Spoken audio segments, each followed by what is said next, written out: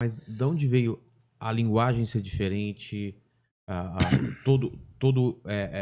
forma como mostrar diferente? Porque... Eu acho que isso faz parte do nosso próprio DNA. Se você fosse um pastor, como é que ia ser a sua igreja? Sim, exatamente. Mas era uma coisa que, como não tinha, você pensou, pode ter uma resistência do resto da... Eu não pensei que essa resistência pudesse haver, mas ela houve. Houve resistência de tudo quanto é lado. Da própria igreja evangélica, de pastores tradicionais. Mas foi uma coisa que, com o tempo, a gente também venceu.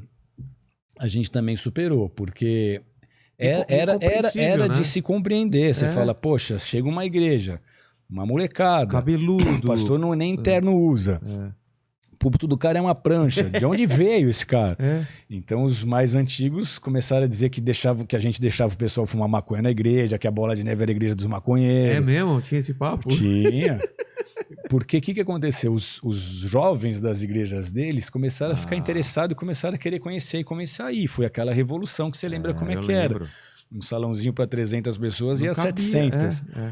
Então a gente teve que lidar com isso, mas isso também nunca me preocupou, porque desde o início eu sabia que eu estava sendo chamado para agradar a Deus e não para agradar outros líderes evangélicos tradicionais. Então esse tipo de coisa nunca nos afetou.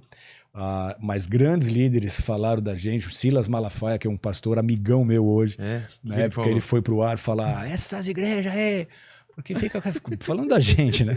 Deu uma bela cacetada, mas depois virou meu amigo, me chamou para pregar em congressos dele, em conferências dele. Então hoje eu tenho amigos de todas as linhas, tanto pentecostais quanto não pentecostais. A maioria deles respeitam muito a gente. Por quê? Porque eles viram os frutos.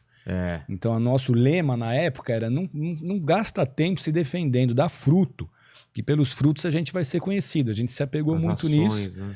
E no decorrer dos anos o próprio resultado do trabalho da igreja foi o testemunho que precisava mostrar a nossa essência. Mas paralelo a isso, a gente viveu algo muito interessante que você vai lembrar disso. Na virada de 2000 para 2001, saiu o censo do IBGE apontando que os evangélicos estavam crescendo no Brasil o dobro da população brasileira. Como assim? Estava havendo uma explosão de evangélicos.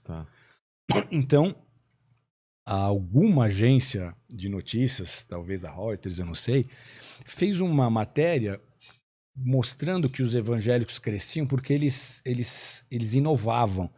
Eles tinham mais alternativas, eles mostravam a palavra de uma forma mais focada e direcionada para o público. E eles nos usaram para dar de exemplo. Olha a Bola de Neve, por exemplo, a linguagem que ela tem, o povo que frequenta, como eles quebram barreiras, olha que legal que é. E aí, por causa disso, a gente acabou tendo muita exposição na mídia. A gente teve entrevista com Marília Gabriela, a gente teve capa da Veja, revista Época, Folha de São Paulo, Estadão, e uma coisa meio inédita, que era falando bem de igreja. Isso até então não acontecia. Quando era para falar de igreja, era sempre para escancarar, para escrachar, para esculachar.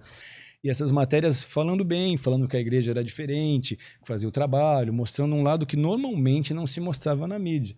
Então, Gugu Liberato, uma infinidade, Otávio Mesquita, todos os programas daquela época, quase todos fizeram matéria com a gente, quase todas as revistas, quase todos os jornais, e isso ajudou a impulsionar a seriedade do ministério, porque outros líderes, outros ministros, outras igrejas começaram a ver que o trabalho era de verdade. Então isso foi uma coisa difícil de enfrentar no começo, mas foi superado. Hoje a igreja Bola de Neve ela tem bons relacionamentos com a maioria dos líderes do ministério.